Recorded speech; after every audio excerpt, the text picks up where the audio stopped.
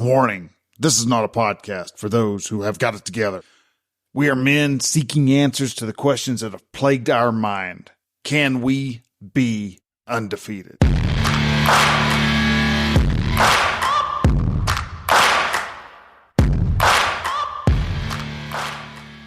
Well, man, I sure appreciate you taking the time to be on the podcast. You know, I listened to your, and by the way, I'm Burl.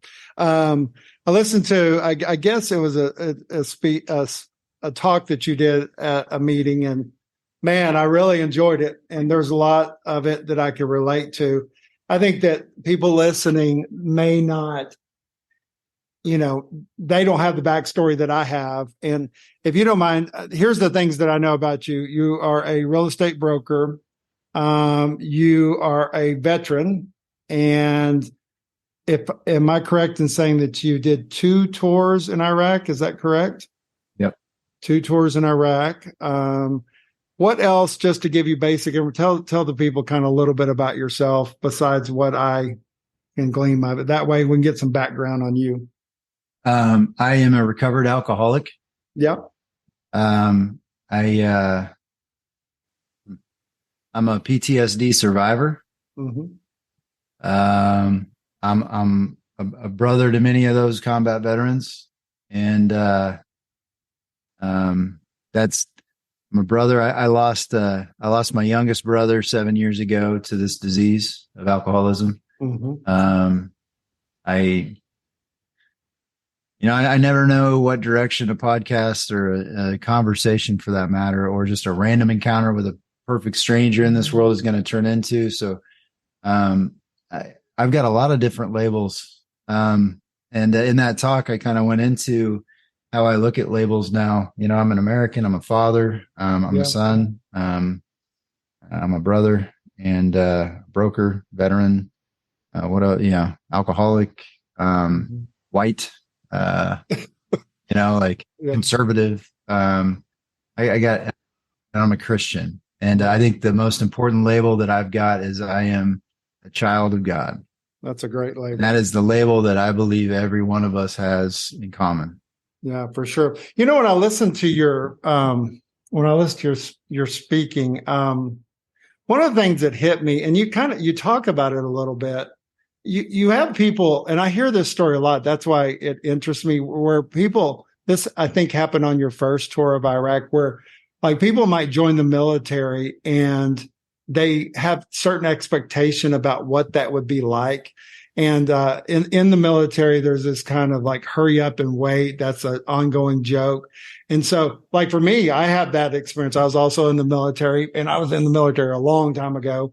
And I don't have the cool stories or the war story. I don't have any of those stories. And you hear guys talk about it, that they really get out of the military and they don't have anything in their mind to show for it.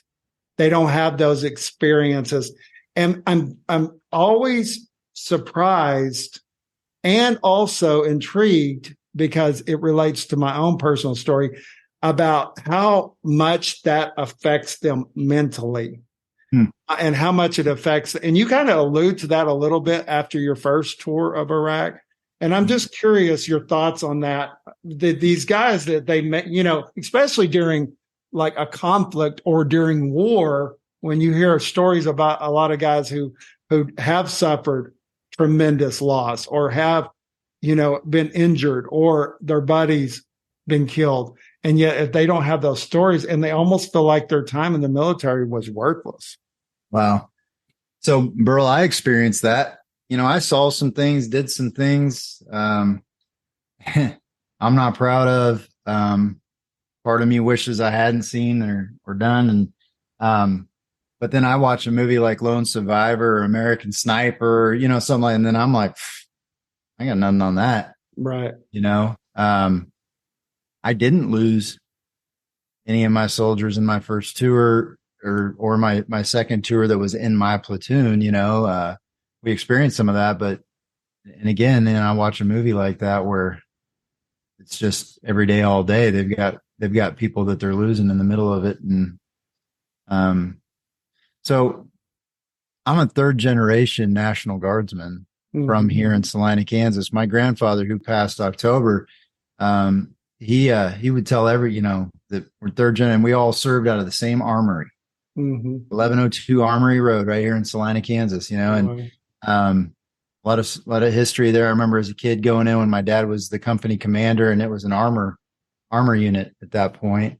My granddad was an engineer. My dad came out of basic infantry and then transferred to armor, and then I was artillery. So I joke that our 3 generations could run the army if we needed to. Yeah. But they neither one really called themselves veteran because they didn't have the combat portion. And try as I may to this day to tell them they signed the same blank check I did, right? Able up to and including their life if necessary. And I don't know.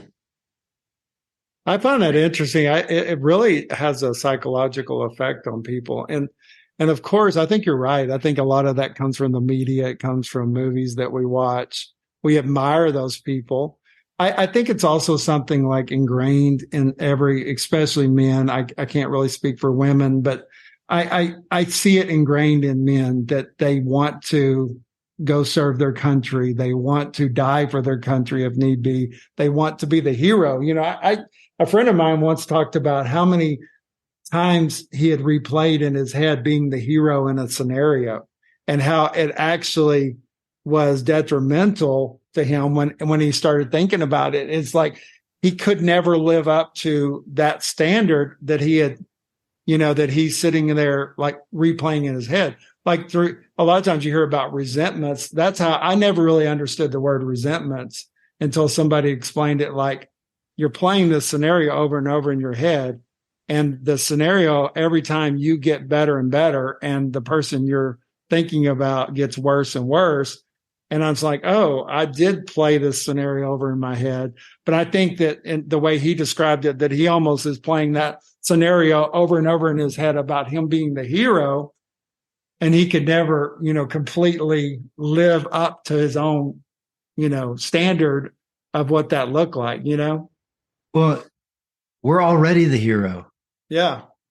And then again, in recovery, like you learn, like we're always comparing ourselves to other people's highlight reels.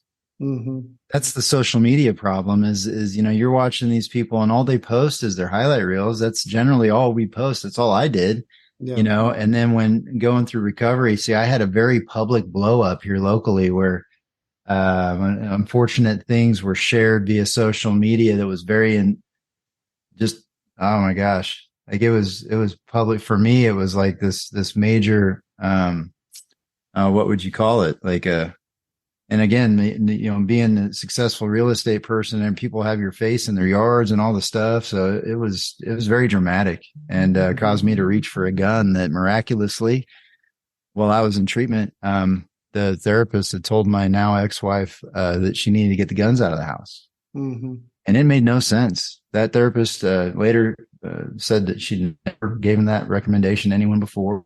Yeah. I was in treatment at the time, getting better. I'd never had any prior history of any kind of suicidal thoughts or tendencies or anything.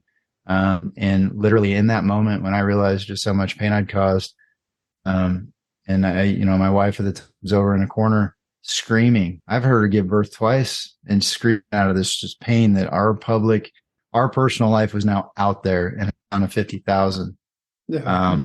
And there was no going back. There was no taking it back. And I reached for that. And, from that moment on, it was like, I have to recover out loud. Yeah. If I have any hope of salvaging who I am and all the things and the gremlins in other people's heads and what they tell themselves, when you see somebody going through recovery, that seed of doubt, like, oh, they're still drinking, they're still drugging, they're still doing whatever it is they're doing, I felt it was necessary that I needed to recover out loud. And so, that's something where I've tried to, at certain points, just be brutally honest, not just the highlights, not look at me, here I am sober. No, it's here's what I'm struggling with. Yeah. And here's some ahas I've learned with these struggles and trying to, and I look back at things I posted 3 years ago or 2 years ago or however long ago, and I'm like, ooh, Yeah. I see the pride now. I see that ego that's still in there. And it's funny, like in a recovery journey, I don't care how long I get. I hope that I can always look back just 3 months or 3 weeks and be like, wow, Yeah. glad I've come as far as I have now from then, not just from 2 years ago or 3 years ago. Like it's that constant journey. There's no destination until I'm laying there in my final hours. Yeah, That's the I can destination. relate to that completely. I had a humiliating moment that caused me to go to treatment too. I just freshly got married, and the short version of it is I got drunk and humiliated myself in front of God and everybody. And man, when I got out of treatment, just trying to learn how to live not only sober, but learn and to live inside of these people that I didn't really know that well. Now that's what they remember of me. So yeah, but and at the time I wanted to. I'm glad you brought it up, because at the time I wouldn't have said this, but I because I was still living in that shame and humiliation. I did not want people talking about it. I didn't want to talk about it.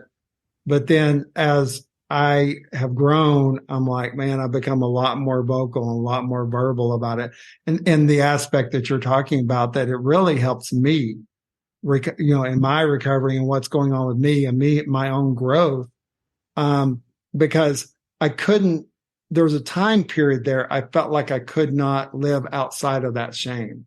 That everybody who looked at me thought that. I would go to church, and a guy that was at the party, I'd want to punch him in the face. That's how my mentality was at times. I'd be walking through the grocery store and someone would just look at me. I'd be like, Yeah. oh my God, they know. They know.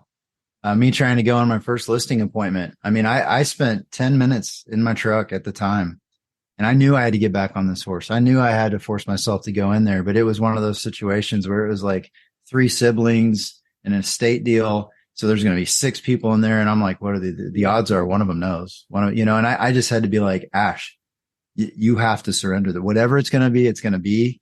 You just have to trust. You have to have faith. You know what I mean? And you've got to just do this. This is something, in my own profession, I've been doing it for over 10 years at the time. Like, this, it's the recovery. It's the how to handle, intuitively handle situations that used to baffle you. Like I was baffled in all the things recovery based and sobriety and all of that. But that spilled over into even my profession. Like I couldn't even bring myself to go into a listing appointment. It took like 15 minutes, but I tell you what, like that was also one of the first primary examples on this side of combat where completely just surrendering and praying and giving it over to God. Like I just felt just calm, just kind of swoop over me. And that turned into one of the most, this is like a week out of treatment. Yeah. Or I'm sorry, a week after the fiasco, because the public event happened like 3 months after treatment. And this was like a week after that. And, I had bills to pay. I didn't have a choice, but that 15 minutes, just me and God in my truck before I walked in there. And then when I got out of the truck, it was like, it's going to be okay. Mm-hmm. And I needed that moment. You know what I mean? And I feel like that's how God works. He will provide. Like that morning, when I woke up, I was like, I was like, God, give me what I need today. Show me what I need to do today, all the things. And what does he do? He provides us a challenge. Mm-hmm. What is school without the tests and the quizzes and the challenges? We have to see that we're capable of taking that step, of overcoming that challenge and that difficulty and that moment. And again, like I came out, I did what I needed to do, which was surrender that over. I came out and I had this confidence and I went in there and I knocked it out, and then after I was doubting and I was wondering how it went and all the things, and it was a resounding, like there was no question that they wanted to hire me. Right. So I needed that win, but I can't get the win without the challenge. Right. Yeah. And that was my first example of like, if I just surrender, I will get the comfort that I need. You know what I mean? And take those voices out of my head so that I can do what's necessary. I don't think I really understood. Like I'd heard the serenity prayer, my whole life, but I don't think I ever really like actually put it to use and practice and understood it completely till you're in a situation like that, because you can't control the outcome.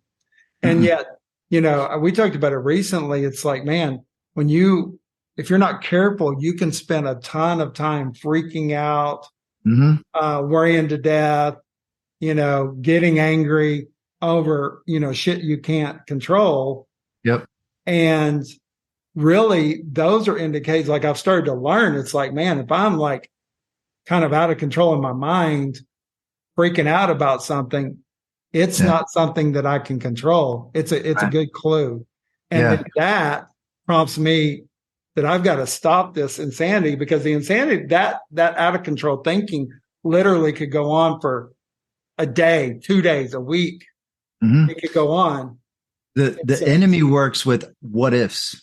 Okay. Yeah. Well, what if they don't hire me? What if, it's an embarrassment? What if, God works with an even if.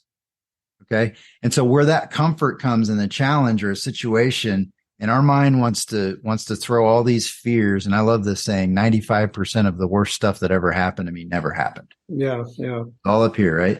And then the peace and the calm and the serenity comes when we embrace even if. So even if the worst case scenario plays out, I'm going to be okay. Even if I don't get the job, God's got this. He's got me. Even if she says that, or he does this, or whatever the scenario might be, when you work out that muscle and you train yourself to embrace the worst case, that I'm going to be fine either way, all of a sudden, like that, for me anyway, is very freeing to just go in there. Like, what's the worst that's going to happen? They say no. Yeah. I've heard it said a bunch of times, like, embrace failing, get outside, your goal should be to get told no 1,000 times, like in sales training and stuff like I get all that, but it was never made practical for me until situations like the one we just talked about, where it's like, I think that's probably what it was. Like, what if they don't hire you?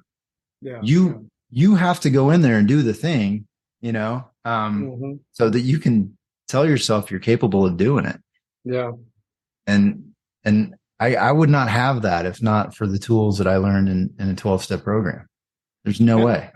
Yeah. I love, whenever I was listening to your talk, I love it. And we talked a little bit about it, but I think somebody would look at a guy like you.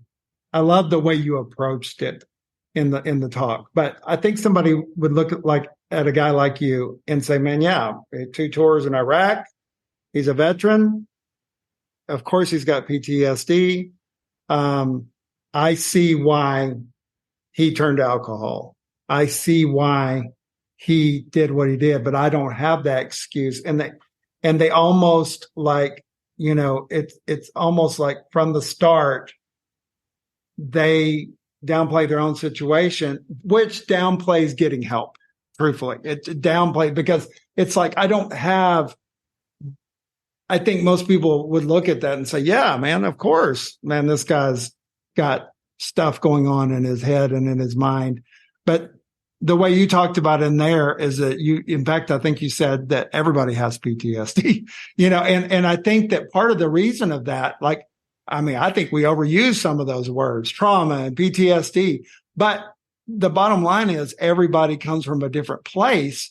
And if it brings you to, you're using alcohol to cope or drugs to cope with life, then man, that seeking help is so important. But I love the way that you talked about it, that it was not just a combat veteran problem. This is a problem that many guys face in different ways. Well, what is PTSD? I mean, you ask a doctor that and they'll give you some flowery words, but let's break this down real quick. Okay. Yeah. It is an ability to, like you said, cope with events of the past, right? Mm-hmm. And all of this fear and anxiety that it might repeat itself in the future, right? And both of those rob me of any kind of peace or serenity in the now, right? Mm-hmm. That's everyone. Yeah. That's depression, all of the things of the past, and that's anxiety, fear of the future. And that's exactly what is at the core of alcoholism, addiction. It is seeking to escape. You said cope, which I agree with. But I think for me, what really helped me wrap my mind around what my real problem was, what Ash's problem was, and how it was Ash, was it wasn't just alcohol. It wasn't just drugs. Cocaine is actually what finally got me to a bottom enough to go to treatment.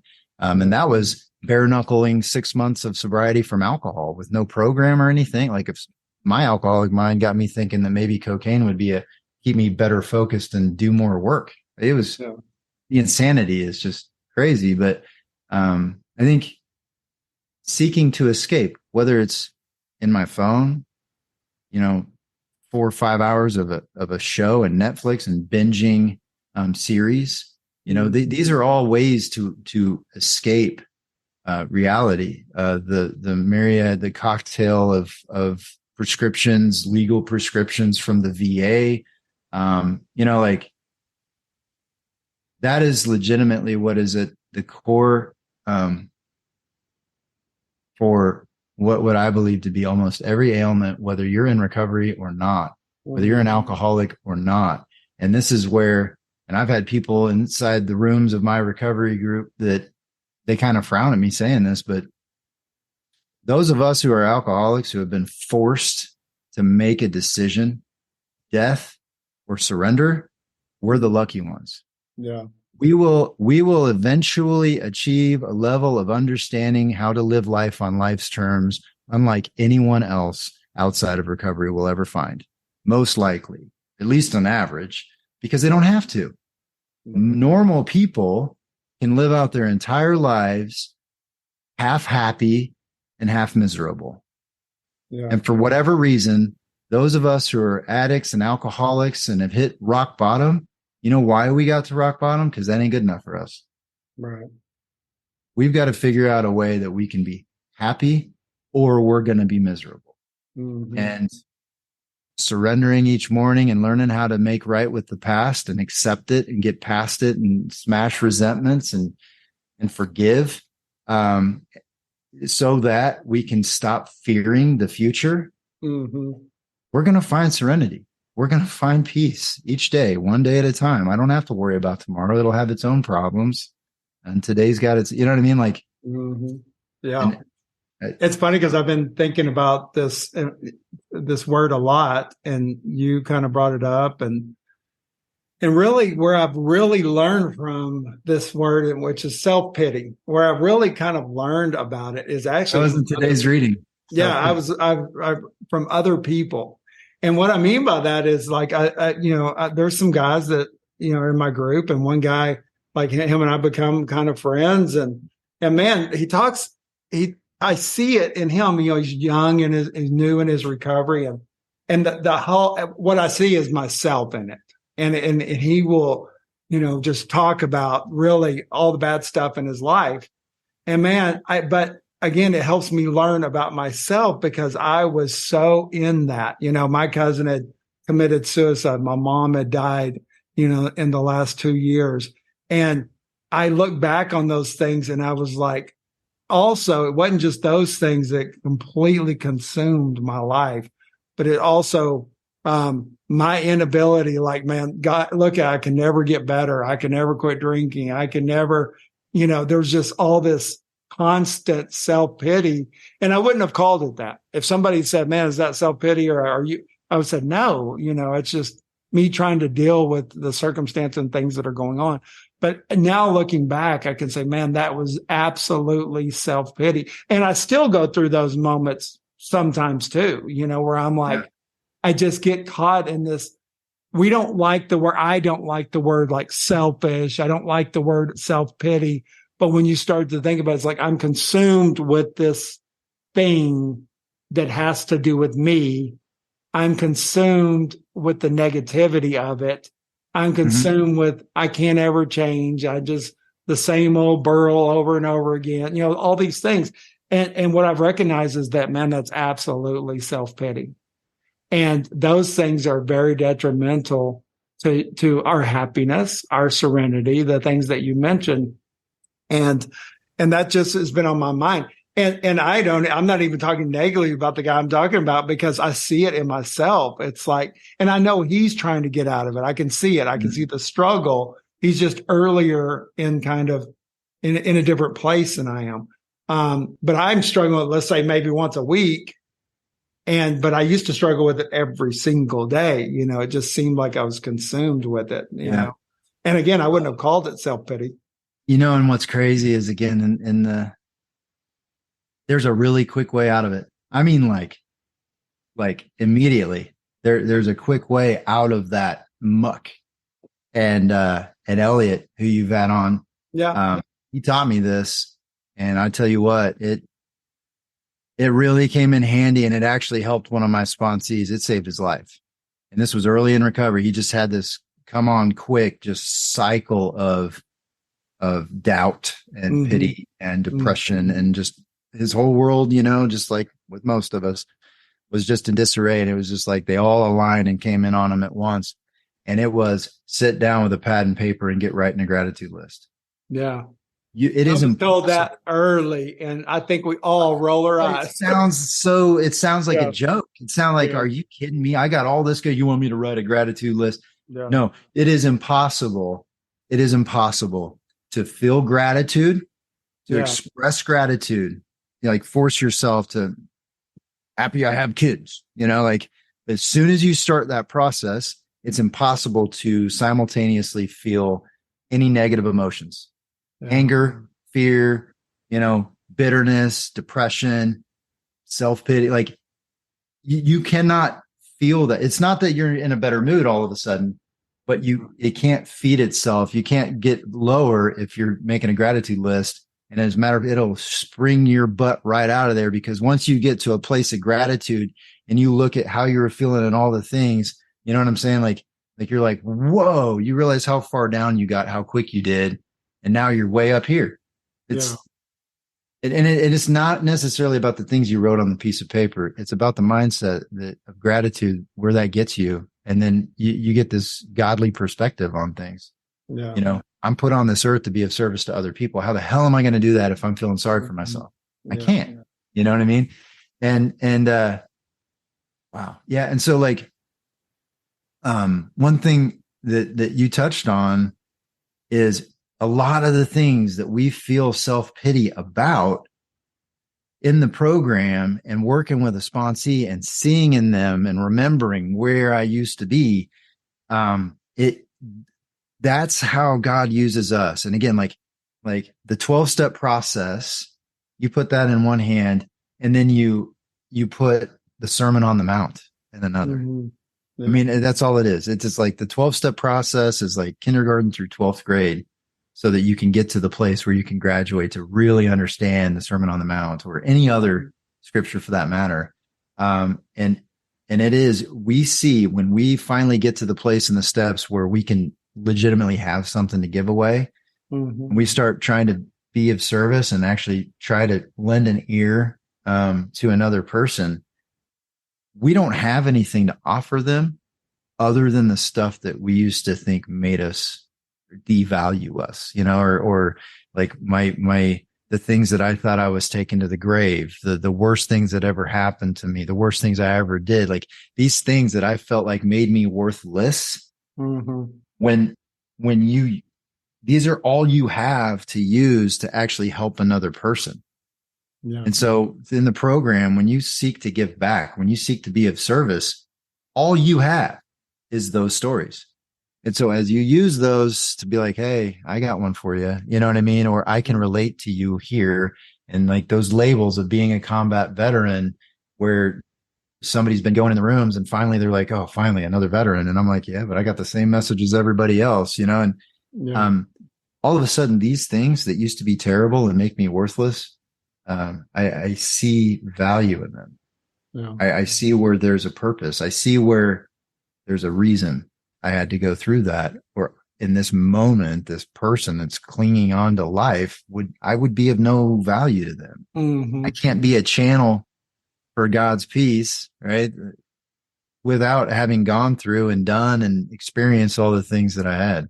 Yeah. And this word is used a lot. And man, as you're talking, it comes to mind, which is that this whole thing's a paradox. And what you're saying is the very thing we would want to hide, actually will help us free. The Yeah, truth sets us free. Set you free. So like back So to we get it out of our mouth with another human being. Yeah. We can't use it. And, really, and this is what it's very clear that you found this too, which is this vulnerability, which I found it too through this, is the vulnerability. But like, I don't know how many times at the beginning, especially, I was like, man, I wish that one night hadn't happened. I try to replay that. What if I hadn't drank so much? Or what if I hadn't done this? But the paradox of it is that I wouldn't be here. Right. And the same thing, it's like, when you're talking about other people, it's like, man, it kind of goes back with something I've been saying a lot lately too, which is, man, preaching in my mind doesn't work. But what works is what we, old Baptists would call it, like our testimony. It's like our experiences, our testimony, our story is another word I like. It's like, man, that is life-changing when we are willing to tell our true story without the mask, without all the bullshit, and so, but it's a paradox because it's the opposite of what we think, what goes on in our head. Man, the way I'm raising my son now, what a real man is like. Yeah. He's 13. Oh man, I remember when I was 13, I was trying to figure out what it meant to be a man. Yeah. And it ain't being macho and walking around and I'm not phased and I'm not this. Like he's getting to that place where, tears start coming and he can't figure out why. And he's like, why am I crying right now? And I'm like, man, because it's part of, why I love you so much. And it's something I never want to see you lose because you care. Whatever it is, it's because you care. And it's important that you show people that you care. And it's important that you wear those emotions on your sleeve and you're going to get hurt because of it. And that's okay too. That's a journey that those people have to figure out later in their life. Like, don't ever bottle things in. Don't ever hide that back. Don't ever grown men cry, real men cry. Yeah. You know what I mean? And he's seen me. I haven't had a dry eye in church. And I don't mean just I haven't had tears roll off my face in church in over 18 months. Every Sunday, something about worship music, something happens where it just comes out. And by God, I let it. And it took me a good year of that before I would stop wiping them off. Yeah. People must think I'm crazy, to be honest. Dude, it's so church when they turn around and we shake hands and I got tears on my cheek. But it's become so consistent. I think people around us, the ones that sit near where we sit or whatever, just what he does, I guess. It's so funny you brought that up because I was actually going to ask you about that because I found myself being a lot more emotional during this process. I was watching this. My wife and I were watching this movie last night. She fell asleep, that's what always happens. She falls asleep and I finish the movie. But at the end, I'm crying and I'm really thinking about why am I crying? And it was kind of a feel good movie. So yeah, but I'm at the end and here's what it was. The parents were proud of this character, the daughter, for what she had accomplished. And she's going off to college and I'm sitting here crying. And I really thought a lot about, number one, again, because of the vulnerability, maybe it's because of just opening up myself and my heart and to these things. So yes, I see myself way more emotional than I used to be.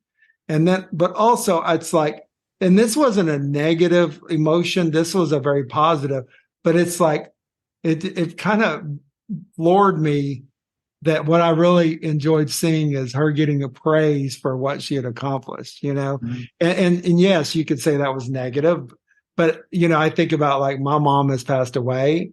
And I have kind of a tumultuous relationship with my dad. And it's man, I'm acknowledging the fact that I wanted to hear those things really from my parents, and it was a positive thing. It really wasn't a negative thing, but I love how it's crazy how the emotions come out in so many different ways. Yeah. And my son has asked me questions. And what's crazy is like the, I quote normal, man, but it ain't normal. The way the world teaches us to be and act and respond or react is not normal. It's not how we were born to be. It's not how God would have us, you know? Yeah. And so it's actually opened up the door for my son and my daughter to ask me questions. They're not afraid to ask me questions because they know what they're getting is brutal honesty. Oh, the dogs are, and so like in those moments, I've been able to explain, hey, these are tears of gratitude. Yeah. And I don't remember the last time. I do remember the last time I cried and grew, and it was the morning that all that went down. And then maybe a couple since then throughout this process. But again, I was on lockdown for emotion, through all the funerals. I've lost 8 Army brothers to suicide or suicidal lifestyles, via PTSD and alcoholism and addiction. Like I see it what it is now. Yeah. To think it was just PTSD. No, a lot of it was alcoholism or addiction and really just seeking escape. And obviously suicide being the ultimate escape. And so now it's tears of gratitude. I got to sit finally, a death that I experienced, was my grandfather and, a great man. And he did a lot for people. He owned a lot of rental properties. And so he would never kick one out in the dead of winter. Tenant. He would never raise the rent. He would always work with people and give them jobs if they were having trouble paying the rent. Like just a good, solid man, caring man. And I got to sit there in his final days and just feel gratitude that I know now he got to see me live sober.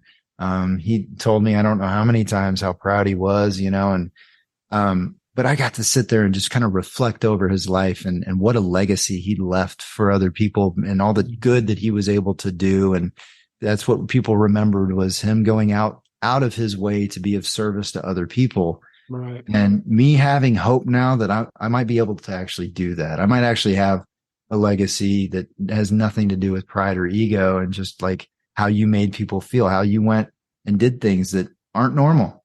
Yeah. You go out of your way to be of service to other people.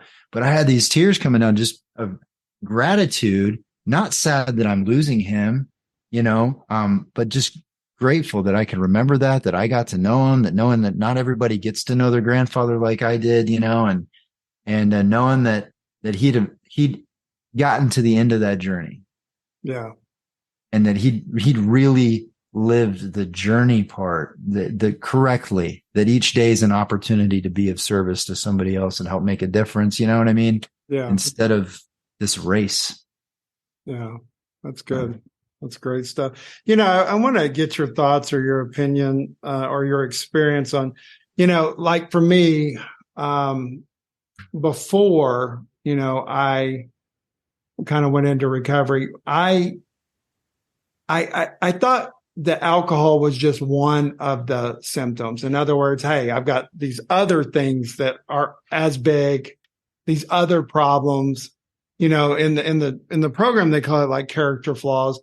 Those things like, in other words, I just thought that alcohol was only a symptom. So for a long time for me, I didn't put stop drinking at the top of the list. It was these other things. Like I felt like if I could solve these other problems, maybe it's depression, maybe it's whatever, then I would quit drinking. And so then after the fact, I realized that I had to quit drinking in order to deal with those other problems. And then I look at, I had 2 cousins, brothers.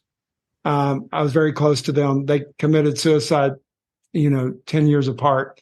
And here's the things they had in common, when it comes to their suicide. One is that they were both drinking when they committed suicide, and they were heavy drinkers. The second is that they committed suicide basically over, a relationship, a woman in their circumstance. And I look at that situation and I think that especially in my cousin that recently, him and I were closer, more time and all that.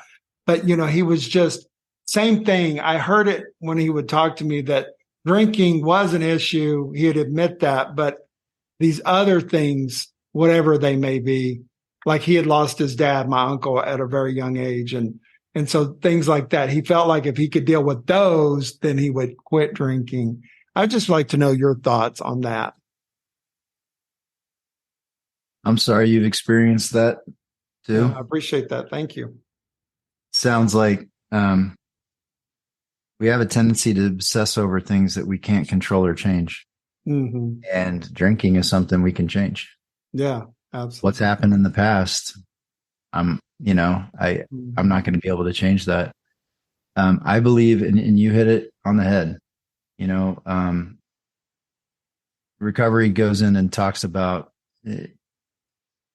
It talks about how Jim Beam, Jack Daniels were not John Barleycorn. Turns out was not the core of our problem. It was definitely we can't recover until we stop drinking. Mm-hmm. But once we're sober long enough and all of our problems don't just disappear, we're faced with yet another challenge that maybe the alcohol wasn't my only problem. And what my grand sponsors always said was, that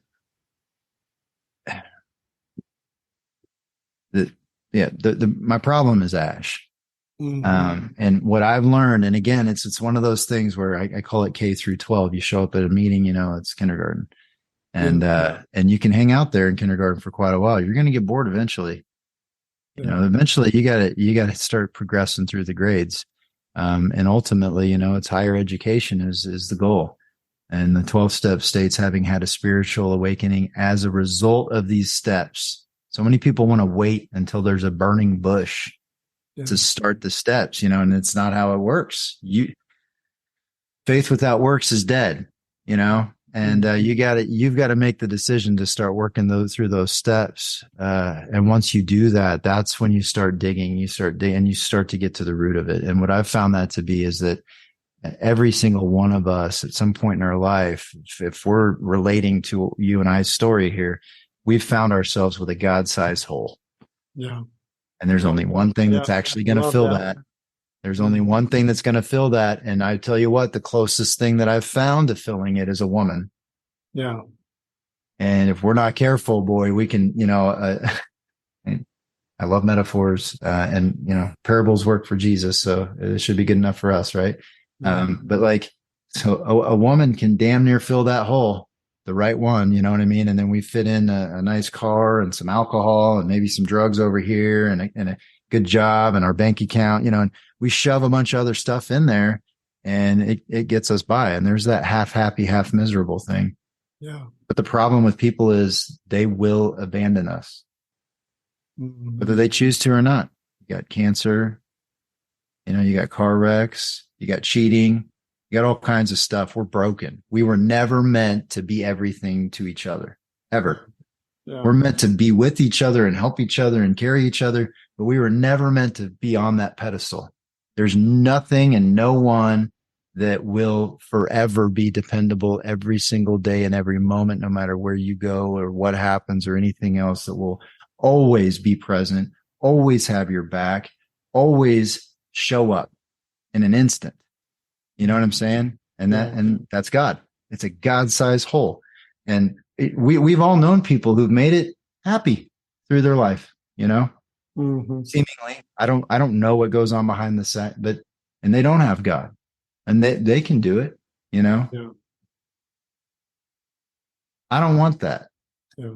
Well, I don't think I was. I don't like those Vegas odds. You know what I mean? I've talking to you long enough to know you weren't designed for that, nor was I. Right.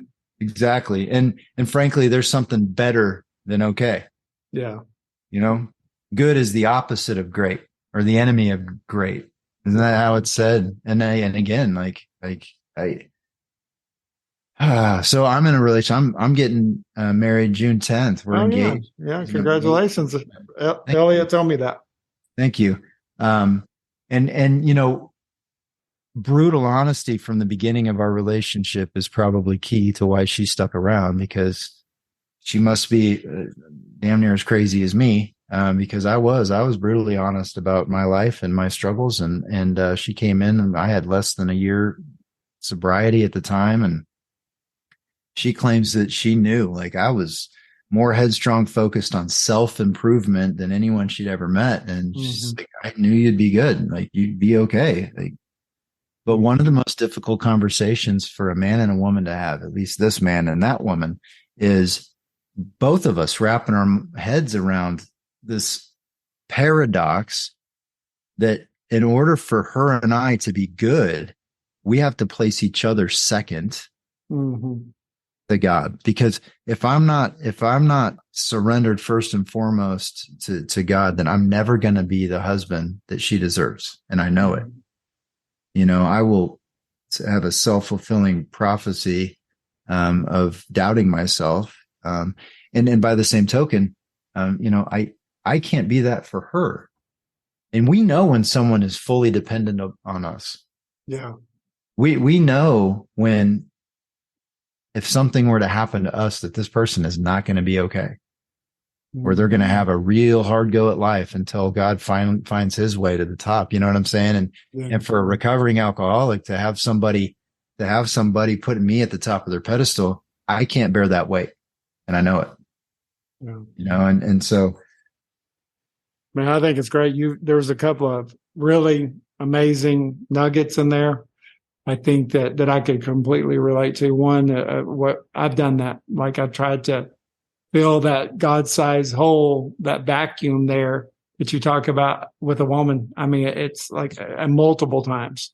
When I kind of went back and did my inventory, that came out glaringly, embarrassingly, that I had done that. And then also, I think that, and I love the God-shaped hole that you're talking about. I mean, I've known that instinctively forever, but to really see, it's not so much that there's the hole. I felt like I always like that something was missing. But when you start to also see what you've tried to put in it, you know, what you've tried to fill, and realizing that for me, I had to learn the hard way that those things did not work, you know. But, you know, it's like, even in my case, I love seeing younger guys go into like the program and like they're 20 years old or 25 or whatever. And man, they had, 6 months of bad drinking and they are in the program and they're in for life. And in fact, recently I met a lady. She was so sweet. She was 51 years sober. I'm thinking 51 years. Well, she had to be 20 something, 20, one or whatever when she got into the program. And that's what she needed. She took her 6 months of drinking to realize that that she was powerless over it. Yeah. And so there's a lot of respect there because, man, I'm like, I wish that I'd learned that quick and that easy, how that is. But so it's easy for me to say, man, I've wasted. Girl, so the flip side to that, is like, she's very limited on the people that she's going to be able to relate to. Yeah, true. Yeah. Like the crazier, the crazier, more tragic comeback story that you have, that the wider the net that God is casting when you finally surrender. Yeah. Because again, like those labels, veteran, combat veteran, and again, like murderer, rapist, burglar, like whatever label you want to put on it, as far as how terrible someone's past can be. Okay. Mm-hmm. There's somebody out there who's a rapist, who's a murderer, who's whatever that label is, that is telling themselves, I'm glad God works for all of you, but not me. Yeah. And I'm sorry, but like, that's a specific net, that there's a very limited amount of people out there who have survived that, who have not killed themselves, who have found recovery, therefore have found God, right? Who can actually sit down and say, yeah, you too. You know what I mean? Yeah. And so that's probably for another conversation, and that gets pretty deep in the weeds, but it's like, I don't know, man. Well, people ask me, why is the podcast named Positively Undefeated? And in fact, Elliot kind of brought this up, when he was on, and And it's because like, I think for me, it's like, yeah, you can feel defeated for today, or you can feel defeated your last 20 years or whatever. But in my mind, I'm not dead. I'm still here. I'm still, and I look at my cousins, as much love and respect and all these things I have for them, they're dead, and they gave up and they quit and they succumbed to all of it. And, it's a reminder to me that I can't succumb to that, that I have to be present and alive, and I have to continue to figure it out, and in the program, they talk about that it's striving, it's not perfection, that we're striving for that.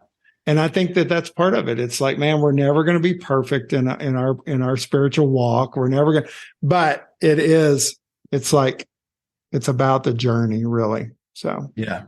Man, I want to ask you real quick about I'd love to hear your thoughts. I actually do a podcast too on real estate. But I want to hear your thoughts on real estate.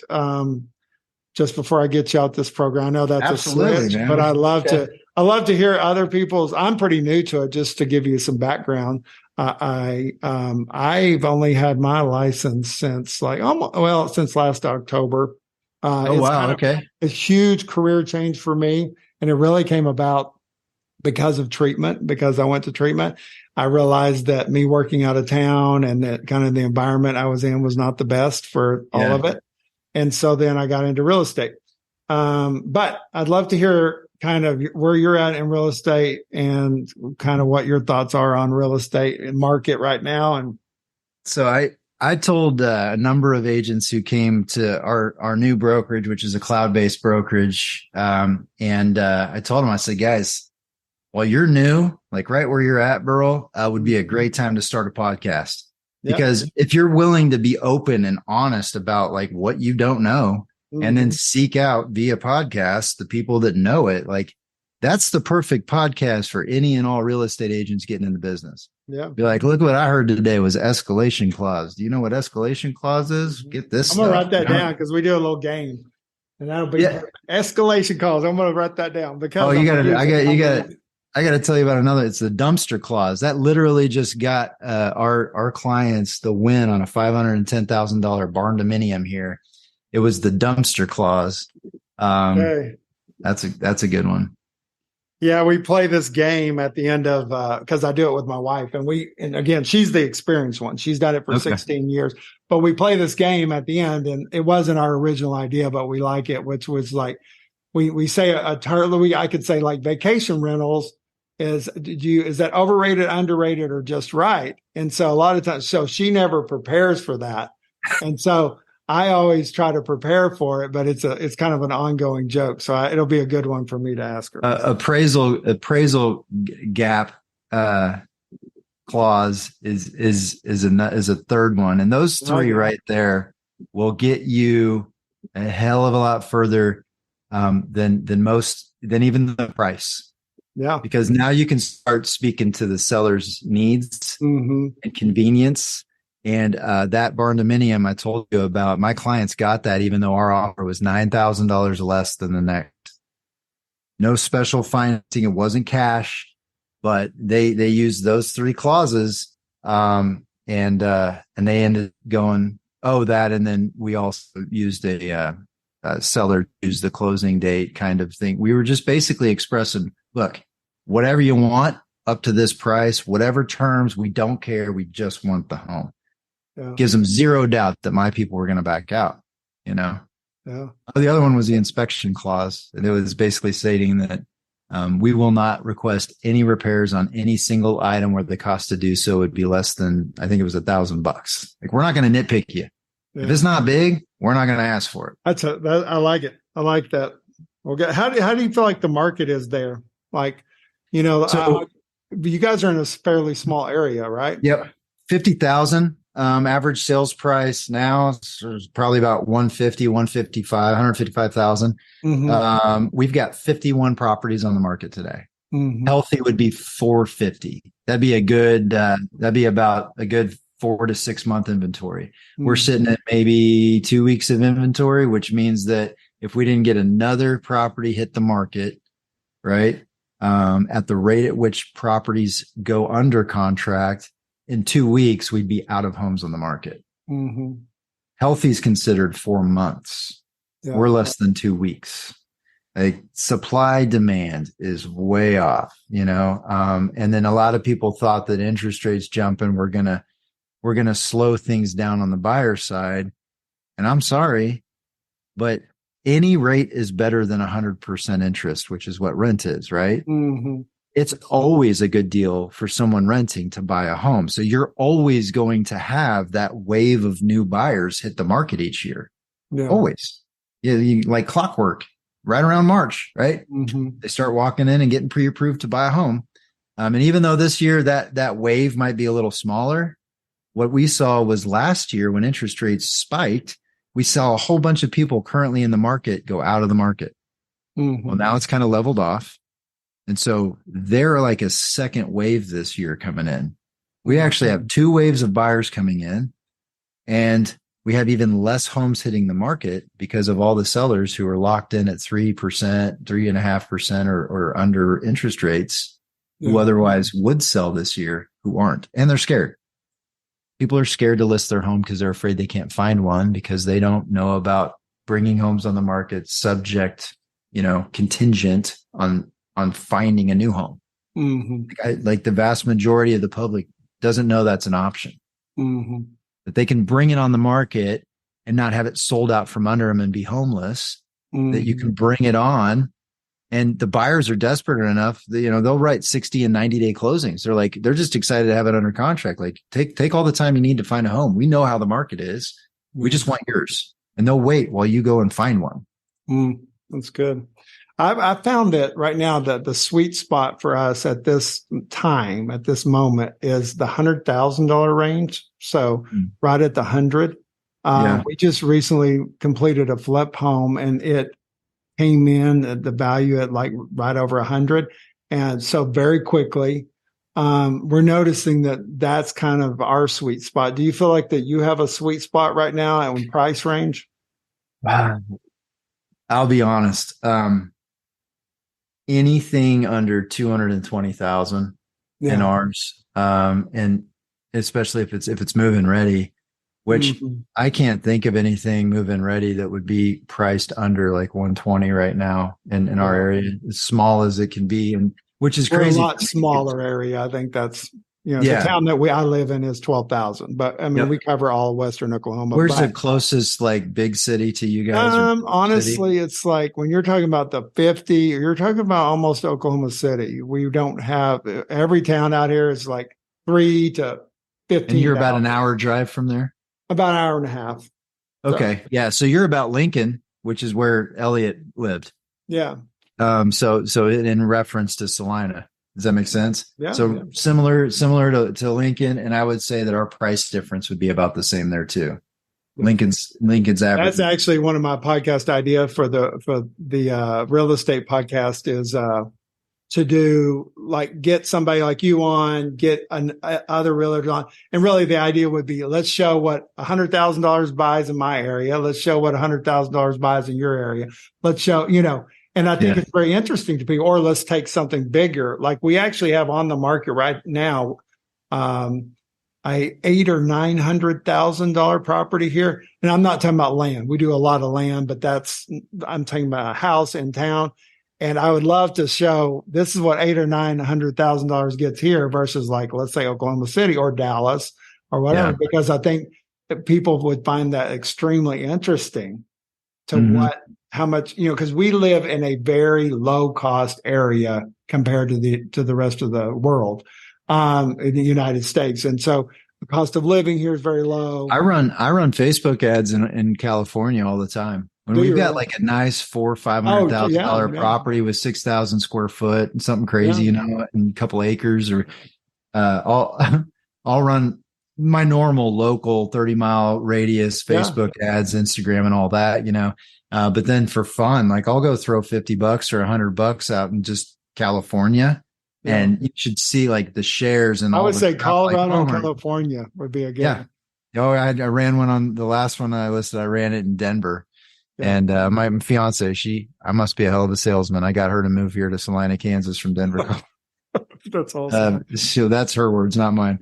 So, but yeah. And then just the shares, it goes crazy. They're like, holy crap, what are we doing here? You can just see their wheels turning. Like, why are we spending what we're spending here in this big city? I think But see, what I've found is that every town USA, is experiencing exactly what we're going through. And that is just absolute lack of inventory. Yeah. And excessive. I would say the inventory down in our area was down 200% to something like that. Down. Yes. See, and I got licensed, and your wife could relate to this too, just prior to 2008. In that, that insane market, which is just the opposite of this. And people are still, you see it, they're still fearful because of 08. The older agents who remember that, like they're still, oh, there's a bubble that's going to burst. There's, and I've heard YouTube experts and all this, get on there and talk about what's coming and but the feds did this. And look, if you're complicating this market any more than basic supply and demand, you're overthinking this thing, because the real core issue with our market, in my opinion, our supply issue is, we don't have the blue collar workers that we had prior to 08. All these builders, they let people go, and builders closed shop and all the things. And those people went and got desk jobs. They ain't coming back. Yeah. We don't have the carpenters. We don't have the electricians, the plumbers, the drywallers, the roofers. We don't have enough to put up to put up enough properties for the demand. Yeah. So there is no relief in sight for our supply issue. Okay. Mm-hmm. Which tells me that these prices aren't coming down anytime soon. They're not slowing down anytime soon until we figure out in each one of our markets, how we're going to provide the housing that the buyers need. And people aren't stopping making babies either. So, Right. these waves of new buyers are going to continue to come. Mm-hmm. I don't know, man. It's going to be some interesting. That podcast is called Relatable Oklahoma Real Estate. So you have to check that out. Well, man, I can't tell you how much I appreciate you. I mean, you didn't know me. We just kind of had a mutual friend. I appreciate you being willing to be on the podcast. This podcast will probably go out, I would say, in like a week or two. I'll share you the link. And I think the same thing. I'm trying to grow the podcast. I have I wouldn't say an alternative motive, but partly it is, we just recently as a family started a not-for-profit, which is, it's called, Even One Less. And we're really at the very beginning of that. And the part of it is just really awareness of suicide, awareness of all those things. I have a friend, you see him in the background. He's helping me with the podcast, but he's a part of what's called Operation 22, which is about veterans and suicide. And so, but what I would really propose to you is that at some point, I would love for us to meet up, even if we meet at a halfway point, or, of course you're welcome to come here, or I could come there. And I think us in the future do a podcast in the same room. Maybe even we have a couple of people, but us just have some real deep discussions and talk about different things, and then also get to know each other better. And I know you're getting married soon, so maybe after that. But I would like. I'm all about it. I actually, we started after my brother's suicide. Started something called Operation Sunrise. The message at his funeral was just one more sunrise is all it takes. If you can just carry on through one more sunrise, that's all God needs to turn everything around. That's great. I like that. I think I say that all the time. Is like, man, we go through storms, and it's like a storm. It will pass. You have to. I love what you're saying, because it's like, a lot of times you just let the storm pass, and it takes a lot less time than we think it does. We think at the time it's never going to go away, but it does go away. And just to have that hope of like, man, come on, like you're saying, one more sunrise. So, but brother, I appreciate you so much. I cannot tell you, it's been a pleasure to meet you. Yeah, Burl, pleasure to meet you too. I knew if Elliot vouched for you that I'd be in good hands. So yeah, for sure. I get to see him every day now. And, but man, thank you again. I hope you have a great rest of your day, and hopefully I'll talk to you soon, brother. Thanks for having me on. Thank you for listening to Positively Undefeated. If there was something in this show that resonated with you, please share the show with your community. If you Want this show delivered each Monday morning to your podcast app of choice? Please subscribe or follow. And if you'd like to get a hold of Burl, please do so by going to burlstricker.com/contact.